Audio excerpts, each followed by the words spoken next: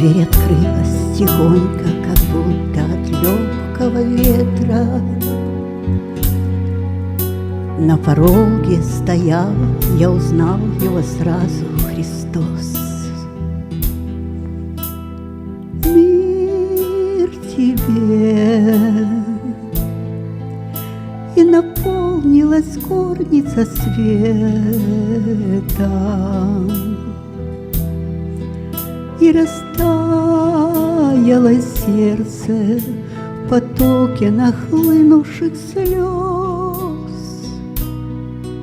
Я к ногам его пал, и такой благодарной молитвой были слезы мои, растворившие слово «прости». А Спаситель стоял со смущенной улыбкой, словно он согрешил, словно я его должен простить. Не царем, а слугой я пришел в твою мрачную келью. Мой карающий меч не закон, а моя благодать. Я тебе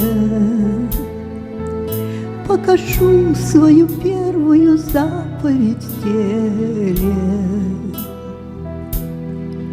Я тебя научу, как из праха людей поднимать. Суд идет, прозвучало, сужу за грехи осуждения. Приговор в исполнение сейчас приведу, посмотри. И склонил Царь Бог предо мною смиренно колени, и омыл своей кровью порочные ноги мои. И склонил Царь Бог предо мною смиренно колени,